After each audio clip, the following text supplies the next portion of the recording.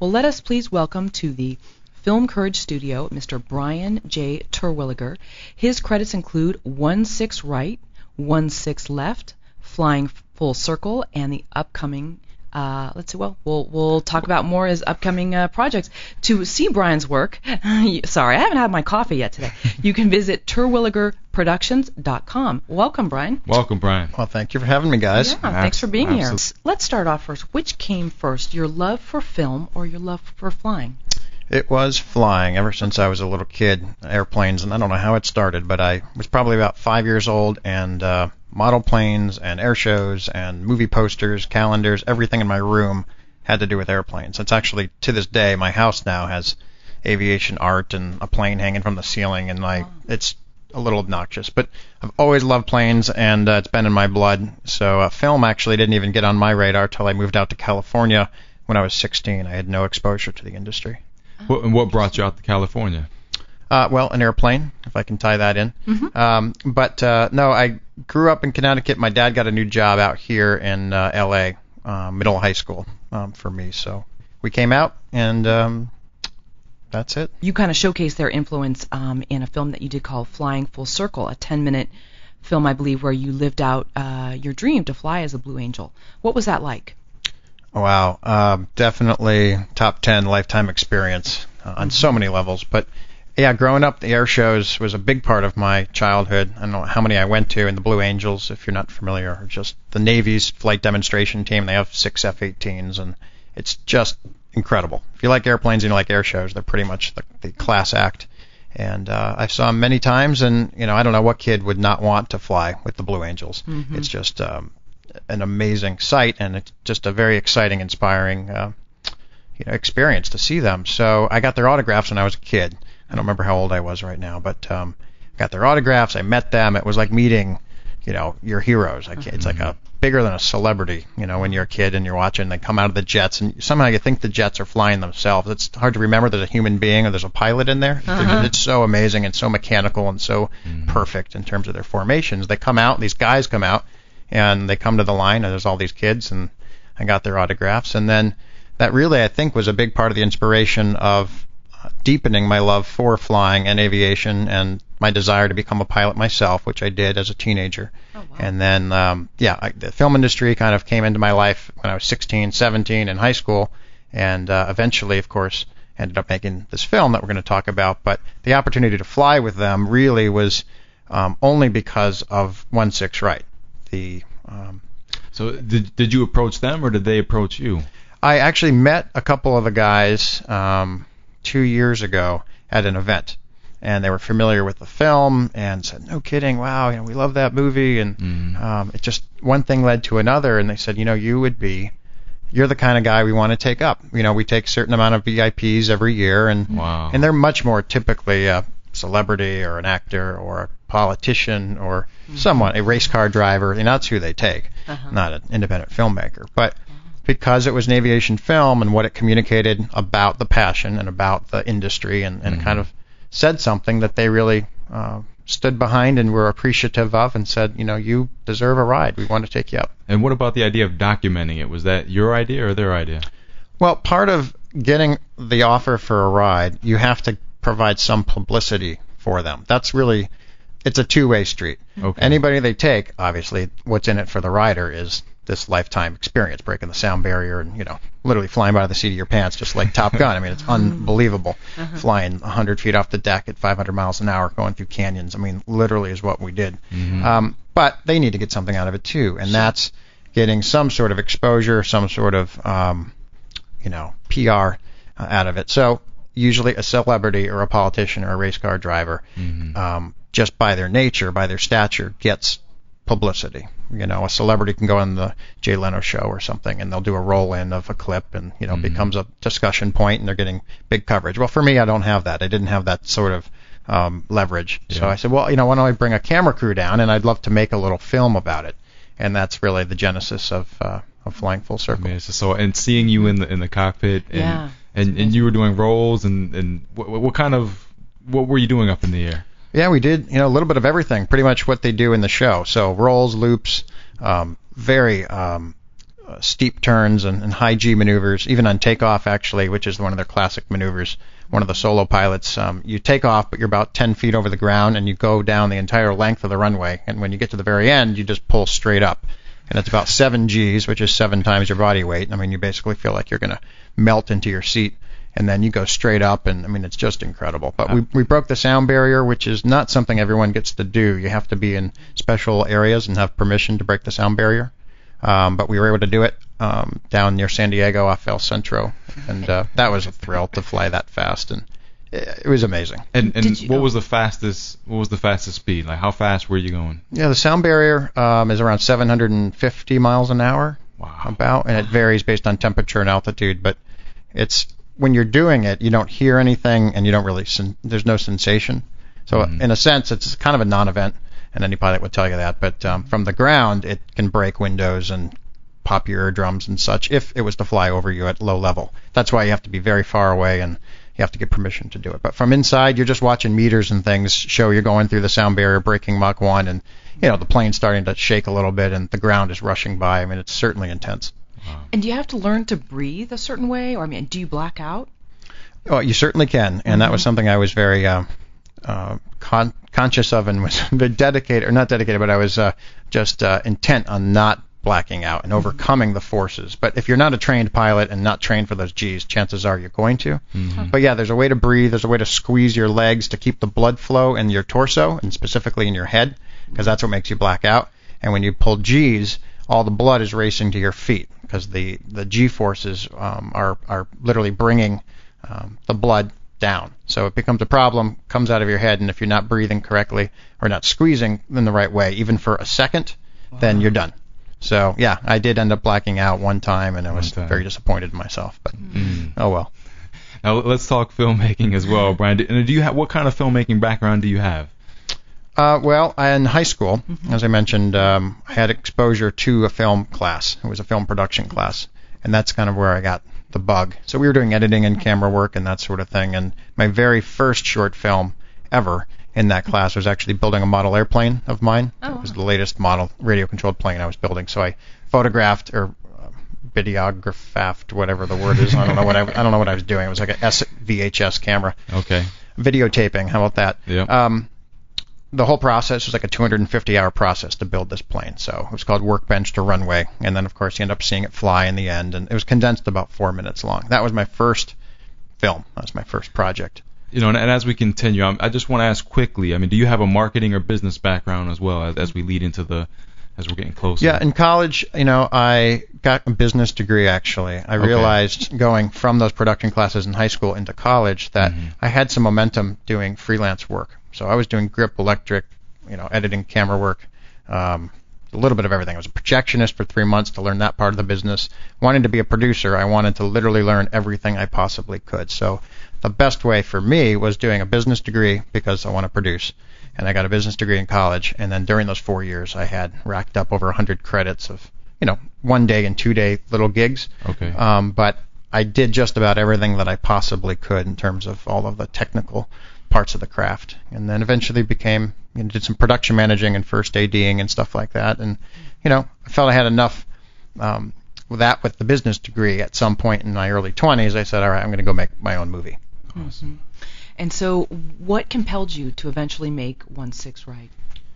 Well, it's based on the Van Nuys Airport. That's the home airport, or the main character, if you will, of the film, and that's where I learned to fly. Okay. So I have a personal relationship with that airport.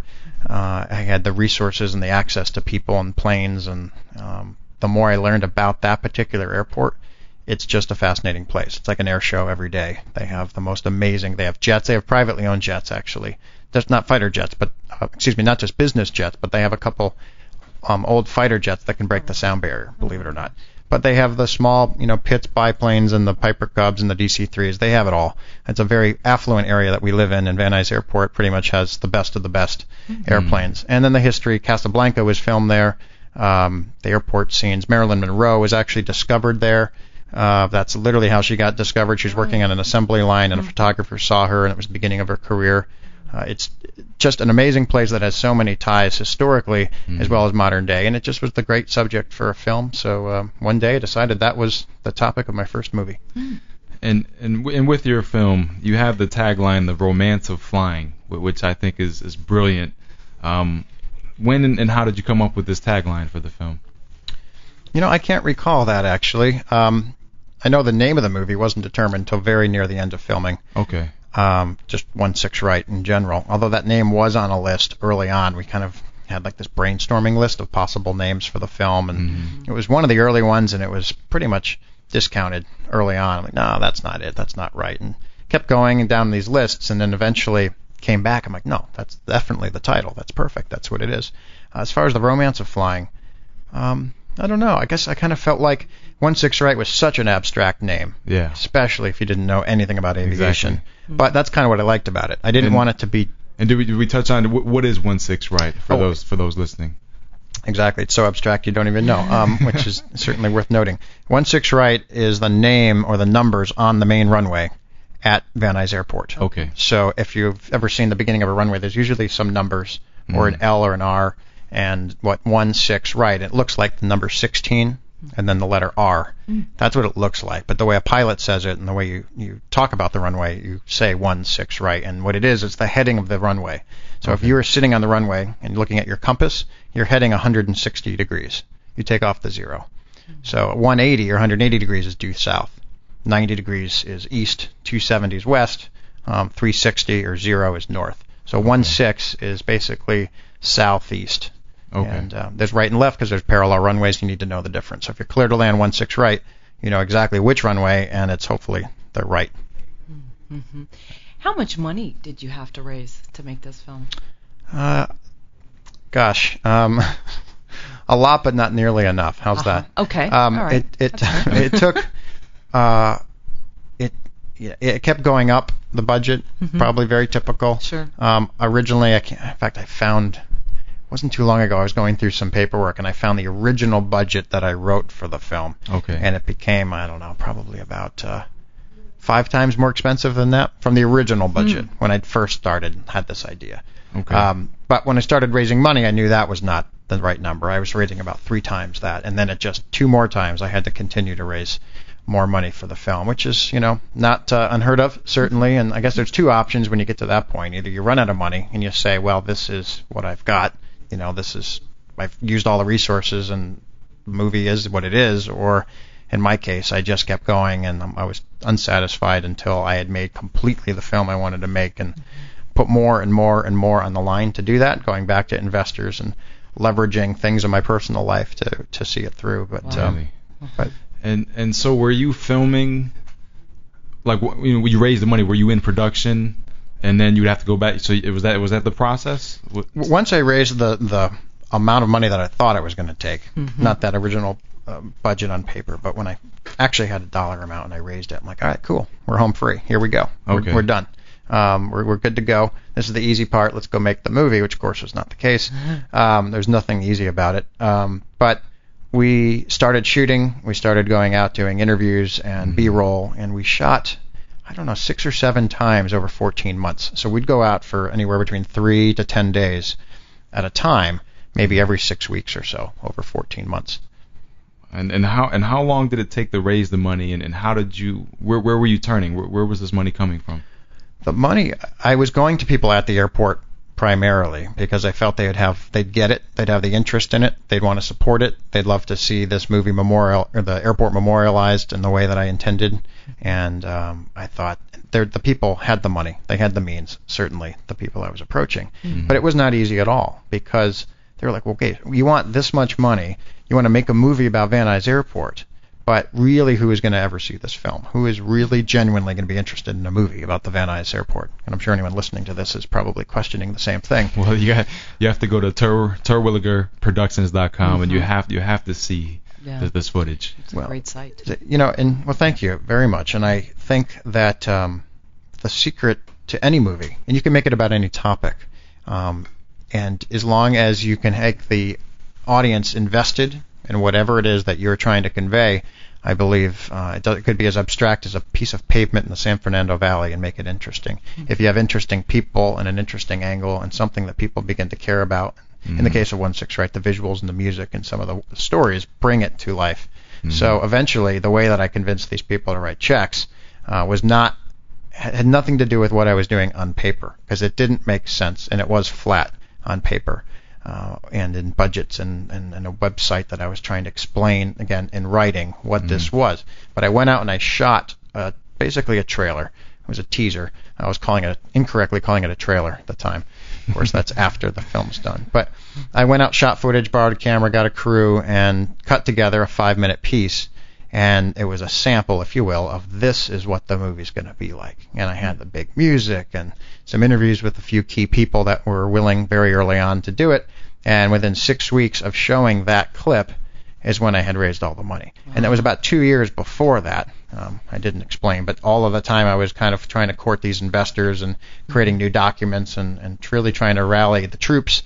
Finally, when I made a sample of my product, the prototype, this is some of the best advice that I can relay. But they're not investors, and the people that you want to support your film aren't filmmakers, probably, and they're also not visionaries. They can't see a piece of paper and understand exactly what you're doing. And it isn't an indication of your vision either, or your talent, or what the experience of a motion picture is when story, music, and visuals come together. So you show that sample, and they're going to get it. So just to clarify, you spent over 2 years attempting to raise the money. And then you said, you know what, I'm just going to show them what I want to do after 2 years. And then from there, 6 weeks, and you got your full budget. Literally 6 weeks. Yep. And I made 1,000 of these DVDs. So I actually authored a DVD with the menus, and we went over the top with this thing. And then we actually replicated 1,000, not burned them literally like replicating like you do in your final disc. With the shrink wrap. The whole deal, yeah. Well, it didn't have shrink wrap, but they were actually, pressed at a real production house. Very nice. They had special packaging. It wasn't a regular MRA case. We had a special other custom way to present this disc. But I gave them away to anybody and everybody that would want to see this. And we had piles of them around the airport. I was mailing them around the country and just getting some interest and support, and of course got them to everyone I was speaking with all along, and it just came together. And how many investors did it take to get you, how many did you? It was 12 investors. 12 investors came on board. Yep. Wow. And how did you go about filming these planes in the air? I mean, there's some just beautiful shots. How did you do that? The aerials are all done with a helicopter. Okay. So we have a gyroscopic mounted on the nose of a helicopter, an A-Star. For any techies out there, it's a F950 Sony camera that's in a gyroscopic ball. And so we brief on the ground with the pilots what we're going to do, where we're going to go, what kind of maneuvers we anticipate doing, and then we go up there, and it's definitely one of the most fun parts of filming. And you're in the helicopter? Yep, I'm in the helicopter in the back seat, and I have a HD monitor, and then the camera operator's in the front left seat, and the pilot of a helicopter is always in the front right seat. And we're all talking on, our own headsets and radios, and then we can talk to the pilot, and it's a really coordinated ballet between all of the people and the shots that we're trying to get, and it's we're very close to these planes at times. And a rotor blade of a helicopter and an airplane is a very odd combination to be in formation. So it's but the helicopter pilot's amazing. His name's Kevin LaRosa, and he's done over 100 movies, including Pearl Harbor and Iron Man, and you name it. So he is just a total pro, and he's based out of Van Nuys Airport, where most of the movie helicopter pilots are.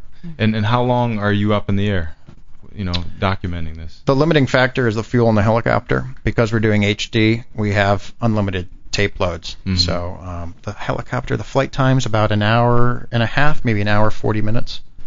And are you satisfied every time you go up? Yeah, you can't mess up pretty much getting footage in a helicopter. It is just the view from above and the kind of planes we were filming and the days that we were fortunate to get, and the times of days. That's a critical part too. You want to shoot always in golden hour, and especially for an aerial.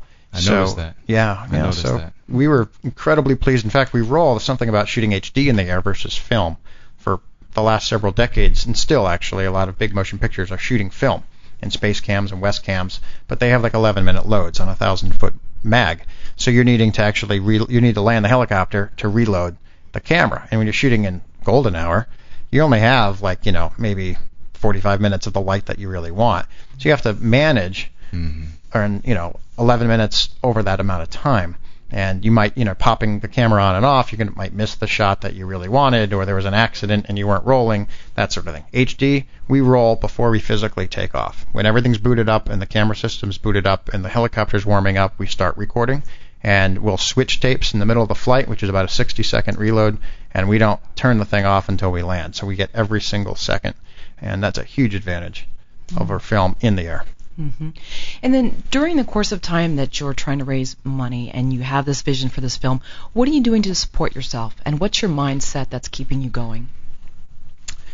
Wow, that's a great question, and my answer, the reality was, when I was determined to make the film, mm-hmm. and I had raised the money to do it, that was it. I stopped any other activity in my life, I mean, professionally or pretty much socially. Mm-hmm. I literally became completely dedicated to this effort, no matter what it takes. Wow. And that is just the way that I think. If I really want something, mm-hmm. I'm going all in. This is it. I didn't have a day job. People would ask me that actually along the way. How are you paying the bills? What's your day to day? How do you? No, this is it. This is what I am doing, and I didn't know any other way, any better way to have my head all the way in this thing. Mm. And it's not easy. It's probably not recommended if you're interested in positive cash flow and mm-hmm. and that sort of thing. But to me, and I think most filmmakers have this mentality of being willing to do what it takes, and they know that how difficult and what the challenge is, and the odds are against you getting it made. Right. And for me, it was having no distractions whatsoever and living, eating, breathing, sleeping, having nightmares, whatever it might be, mm-hmm. about this film and seeing it all the way through to the end. You are listening to Film Courage. We broadcast live every Sunday. We're here in studio on a Thursday at 11 a.m. Pacific Standard Time here on LATalkRadio.com. We are speaking with filmmaker Brian J. Terwilliger. And to see his work, visit Terwilliger. I don't know why I have trouble with your last name, Brian. Terwilligerproductions.com. Extraordinary stuff there. Mm-hmm. Now, Amazing. Brian, I want to segue here because we're gonna start talking distribution. Are you familiar with the Chinese bamboo tree? I'm not. All right, here we go. There we go. Zig Ziglar, the famous motivational speaker, tells us the story of the Chinese bamboo tree, and I believe this relates to what we're getting ready to discuss here. When planted, watered, and nurtured for an entire growing season, doesn't outwardly grow as much as an inch. Then after the second growing season, a season in which the farmer takes extra care to water, fertilize, and care for the bamboo tree, the tree still hasn't sprouted. So it goes, as the sun rises and sets for 4 solid years. The farmer and his wife have nothing tangible to show for all of their labor trying to grow the tree. Then comes along year 5. In the 5th year, the Chinese bamboo tree seed finally sprouts, and the bamboo tree grows up to 80 feet in just one growing season. Did the little tree lie dormant for 4 years, only to grow exponentially in the 5th? Or was the little tree growing underground, developing a root system strong enough to support its potential for outward growth in the 5th year and beyond? The answer, of course, is obvious. Had the tree not developed a strong unseen foundation, it could not have sustained its life as it grew. Had the Chinese bamboo farmer dug up the little seed every year to see if it was growing, he would have stunted the tree's growth, as surely as a caterpillar is doomed to a life on the ground if it is freed from its struggle inside a cocoon prematurely. The struggle in the cocoon is what gives the future butterfly the wing power to fly. So That's amazing. That's wonderful. You sold 10,000 units of 1/6 Right in its first 2 weeks on DVD. You did this independently. Obviously, you did not do this by luck. Let's start with at what point did you decide you were going to self-distribute the film? Oh my gosh, so many. You've just evoked so many wonderful thoughts. Hard to focus on the question at hand here. Let's hear some of the thoughts. It was thoughts. such a wonderful. It wasn't a poem. It was from a famous motivational speaker. Mm-hmm. Zig Ziglar. He wrote that. Yeah, he's a great speaker. Gosh, I couldn't relate more.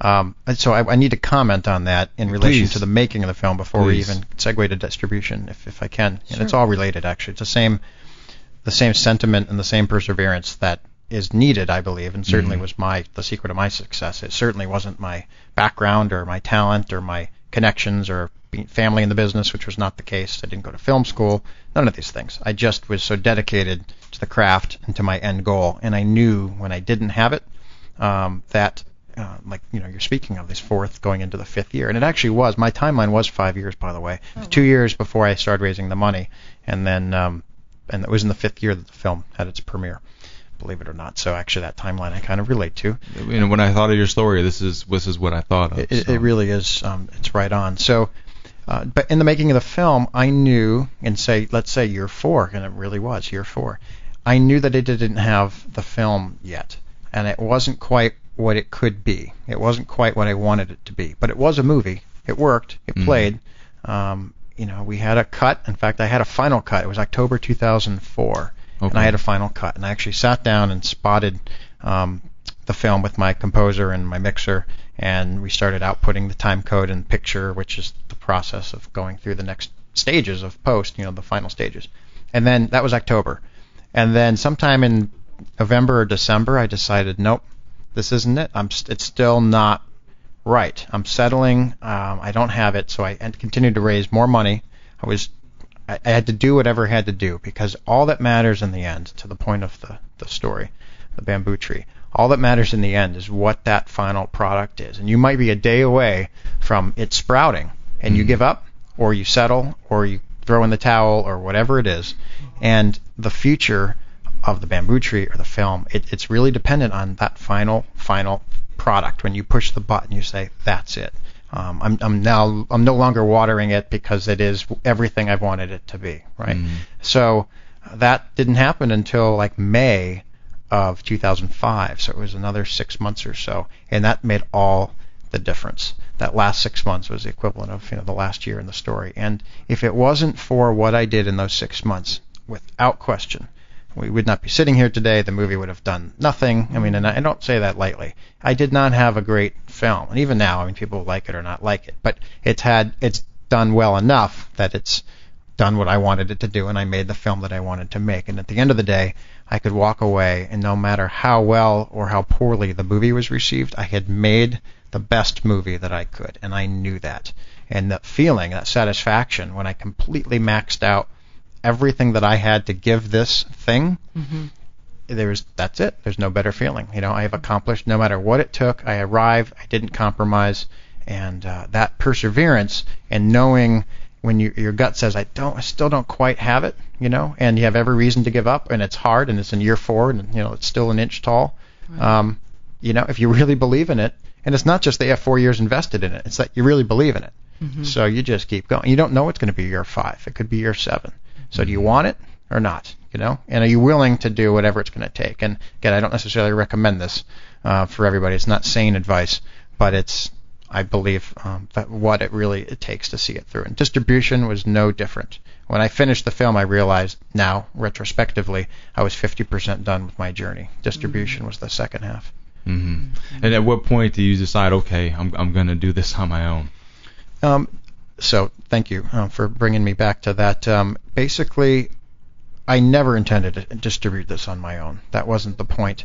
I thought I could get a distributor, like probably every filmmaker wants. I had invited several to my premiere. We did a big fanfare in Hollywood and the whole thing. And of course, it was we had 800 or 900 people come out. It was the night of my life. That's fantastic an unbelievable turnout. But not one distributor.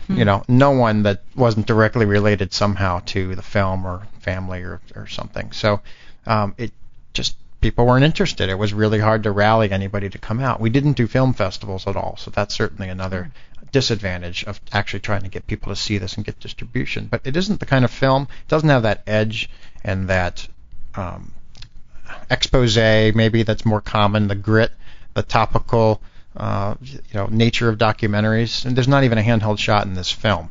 It's a very different kind of film, and maybe it's too nice or sweet of a film, to really get that edge and that punch that maybe is more common and more desirable and more commercial in documentaries. So with some further effort post-premiere, I was realizing in about, 60 to 90 days in the summer of 2005 that this was never going to get the kind of distribution that could offset the work and the cost that it took to make the film. So again, I had two options. Either I accept some offer and I get a distribution deal, and I just know that we'll never make this money back. I'll never live up to the promises I made to my investors.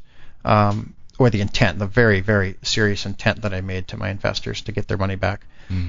Or I find another way, and I'll put the same passion and the same energy and the same effort and the same perseverance behind getting this film seen and getting it distributed because I believed in it that much, and that's the course that I took. Wow. So, and what because it's a hard decision to make. Yeah. What made you believe you could be successful on your own distributing this film? I believed I could do it because I understood, or let me rephrase this. I never expected or had any particular path or intent of which we've now taken, but I just knew that I could do better than any offer given to me. That's what I knew. I knew that with with the audience that we had already, people were following the film. We had, again, this is 2004 going into 2005, so we didn't have the Twitter and Facebook and a lot of the tools, more tools that are available now for that groundswell of viral marketing. But we did have a website, and we did have people opting in with emails and kept them in the loop and that sort of thing. So I knew that I had an audience base that was ready and willing to embrace the film and see the film. So I already knew I had that. That was in my back pocket. So basically I pursued that path and put it on our website and decided that self-distributing the DVDs directly to that audience would be the way to start. And so one day, the eve of Thanksgiving 2005, when the DVD went for release, is when we pushed the button and sent the email to everybody on the list. I think there were about 12,000 people on that list, and the rest is history. And did you pay for ads anywhere? Or No. In fact, to this day, I don't believe we've ever paid for any advertising, and I believe that to be a factual statement. Just recently we got a full-page ad in a pretty major aviation magazine, actually for 2 or 3 months in a row, that was offered and donated, and we've done different things and ways to swap services and things with exposure that we have gotten, and Apple and some other entities we've made some arrangements with. There's been win-wins. However, we've never paid for advertising. That hasn't been a path that has made sense for us. We didn't have that kind of money or P&A budget to really be paying for that. We really went off the groundswell and word of mouth. So who handled all of the orders? It was like through a website, and who handled all of it? It was through our own website at first, and that only lasted for those infamous 2 weeks or 2.5 weeks in the beginning. And it was the one thing for sure I would never do again, and it was selling them directly. We weren't licking stamps by any means. We did have a fulfillment house, so we had a real-time credit card transaction on our website. You place the order, and then the order goes to this fulfillment house, and they basically, whatever they do, they print out the label and put it in the box and charge us X amount of dollars for it, and put it in the mail or FedEx or whatever the chosen method of shipping is. But what the problem was with this, even though the money comes directly to us, so that real-time credit card processing goes to our bank account, it's happening real-time, the customer service angle is what I never anticipated. So in other words, there's no middleman, there's no person selling this in between me and the customer. Even though there's a fulfillment house doing the actual labor of the shipping, there's no one in between to deal with the problems. And you'd never expect there's going to be problems, but there were tons of problems. So the package didn't arrive on time. It didn't arrive in good condition. They ordered 2 DVDs. There was only one. It was before the holidays, actually, leading right into the holidays. Certain people hadn't arrived on time. They were doing mail, so they wanted the cheapest first-class mail for the DVD, and things were running behind. It was actually an infamous year for the mail. They had all kinds of issues that particular year. I think they've gotten better, but the internet and the types of volume that particular year for the U.S. Post Office, I remember, because we were caught in the middle of it, had a real serious problem. So it was taking 10 days to get somewhere. Well, meanwhile, they left, and they were now going to the grandma's house or something. So they call us or email us and want us to somehow pluck it out of the air and reroute it to a different location. Well, the amount of problems and emails we had is unspeakable. It was most difficult time, actually, I think. One of the most difficult times in the entire making of the film, because it was like a monster we created. They were selling at an incredible rate, but the liability and the potential problem of every single sale was now kind of coming back, and it was compounding. The problems were compounding, and there weren't things we were doing, but they were things that were just part of being in the business of selling something, a product. So Amazon.com, for example, is an expert at this. This is what they do. They have customer service. They ship if something wrong. You deal with them. They're going to ship it out again. They'll deal with whatever costs are involved to keep the customer happy. That's what they do. So my advice for sure would be go direct to Amazon or something like it right away, and don't try to cut out that middleman. Yes, Amazon takes a huge percentage relative to what we could retain, but the volume they do and the way they do it and the ease that it makes on you can focus on other parts. And just like I said, volume alone makes up for it. Because there's many people that come to our website, so many more hear about it and see it on Amazon, and they have referrals, and if people bought this, they recommend that, and it really works. And so it took me a year actually before we went to Amazon, and that was a mistake. I should have gone to them right away, and we would have sold, I think, a lot more in year one if we had. And really what I want to touch on here is it sounds like, the sales were directly from your website, that you had an email list of 12,000 people. But how are people getting to your website, and you know what I mean? How are they getting there in the first place, and how are you getting this 12,000 people to sign up? Well, the website was live for the 18 months prior to its release, so it was just kind of this growing swell, if you will, of interest. And aviation's a pretty tight community to begin with, but we did a lot of things though to get people there. Part of it's word of mouth, and people were saying, "Hey, have you heard about this? Have you seen this?" Actually, I forget now. We had a clip. That's right. If you put your email address in, you get to see a clip, and the only way to see this clip was to basically, pass go, which was putting an email address in. And certainly some people were going to put an email address in anyways, but it worked for us. We had other clips that were available, but that was an additional thing you got to see, and it was a really, really cool clip. We were really, really proud of, and people would talk about that, and the only way to do it was to put their email in, and so they had some interest to see the website and see the product. So that was a big part of it. And we also made movie posters. We made like half-size one-sheets, and we made a couple thousand of them, and we mailed them all over the country to put them up at airports. And it's literally the final movie poster, but it said coming soon, and it had the website on it. So people got intrigued. They saw the key art, and they kind of had an image branded for 18 months before it came out. And so those are some of the things we did. Well, it's Riggs. Yeah. And what percentage of the sales were individual versus bulk?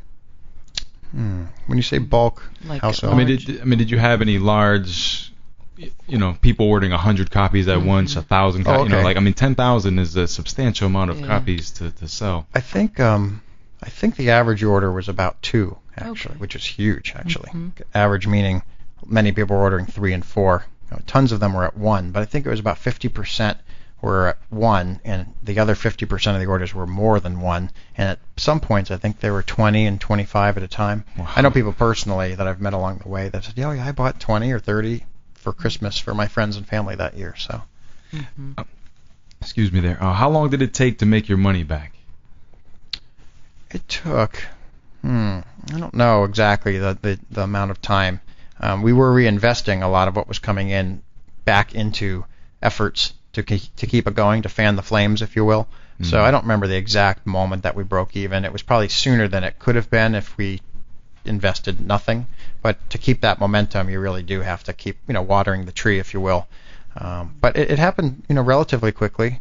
So one thing, though, we didn't anticipate, by the way, is making those DVDs. Actually, you finish the film, you decide to self-distribute, you author the DVD, and you actually make the physical product, and they're on pallets and they're shipping on trucks, and you kind of forget about this. With iTunes and new media, you don't have to worry about this. But the liability and the expense of actually having a product that can take up, half of a semi-tractor trailer, which it did, is just a huge amount of product. And the money it cost us to make that product was over $100,000. And that was never anticipated in the budget, and certainly prior to deciding to self-distribute, that was never a line item, never a consideration. So we had to come up with literally over 6 figures to make the actual product just to start ever making money. You can't make money if you don't have something to sell. So if you go the new media route only, then what I just said is irrelevant. But so that first 100,000 in was just repaying the physical hard costs of the actual products we had to create. And you've done a lot more with 1/6 right than simply a theatrical run and sell it on DVD. I mean, can you touch on some of the other methods in terms of how you've distributed this film? We've tried to basically find a place for this everywhere and anywhere. So it went to, of course, Amazon and Netflix, have it on DVD. But iTunes, we did a deal with them. It's available there. We now have it run on PBS. It's still running, actually, on PBS nationwide.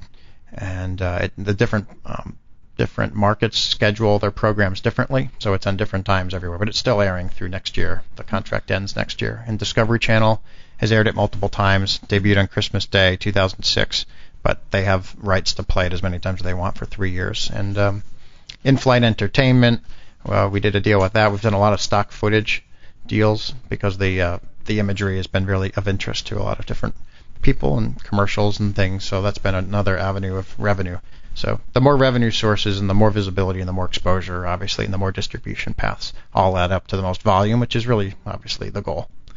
See, sometimes what's so tough about doing this show is, like I said, these 50 minutes go so fast. So I do have one more question I want to touch on, and obviously there's so much more that we love to pick your brain about, and you do have an open window to come back and get further. Thank you. And talk all this with us on the next run. But if I want to mimic the success that you've had with 1/6 Right, what are some of the intangibles that I'm going to have, and my film is going to have, or is it even possible for me to do what you've done?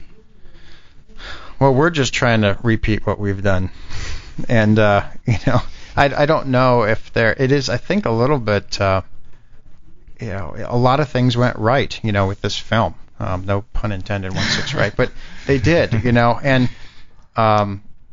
I guess I don't know if there's any secret sauce, and as cheesy as it may sound, but truly perseverance. I mean, you have to have a decent idea to begin with, and you have to have some ability to pull it off. I mean, those are givens, But it's really seeing something through and believing in it in whatever that's going to take to do. And it sounds so abstract, but that is my philosophy, and that's what we're doing right now with our new projects. Okay. And I feel like if you believe in what you're doing and you make the film that you want to make, not the film that other people want to make, that it will become something pure and something authentic. And I believe that really is what's required of art. And in our case, of course, we did have an audience, aviation, that's a tight-knit community. It's inherently very passion-filled, and those are things going for us, certainly. But it's hard to say. It's if filmmakers and some people that have made blockbuster films and biggest films and the highest-grossing films of all time, if studios had a formula to replicate success, it'd be a different world. It's very difficult. Every film's different, and I don't think there's any easy answer. Mm-hmm. I just have one quick last question. What did you tell yourself when you felt like giving up? Or maybe you didn't. Maybe you just had this singular focus and there was nothing that was going to deter you. But if anything, was there any type of a mantra, something that just kept you going, or you just knew you had to keep charging forward? That's a great question. And I guess, I'm trying to think what it might be. I guess you don't fail until you give up. Mm-hmm. Is kind of a philosophy of mine, and it really goes back to the story about the bamboo tree. Mm-hmm. And if you really believe in it, and you believe it's going to succeed and can succeed, and that bamboo tree's got everything going for it, and you're doing all the right things, and you have every reason to believe it's possible, then it really is possible. Mm-hmm. So I guess that was it. And with the investment that I had, I don't know, failure and turning around and stopping wasn't an option. It was a much darker answer to stop than it was to continue. And I guess that's the determining factor. Brian, your story is so inspiring to Karen and I. Thank you. And I imagine for all of our listeners, thank you for sharing your story and insights with us here today. If you haven't gone yet, you have to visit Terwilligerproductions.com. And forgive me, that added I in there. It's TERWILLIGER. Productions.com. Thank you so much, Brian. Thank you for having me. Thank you.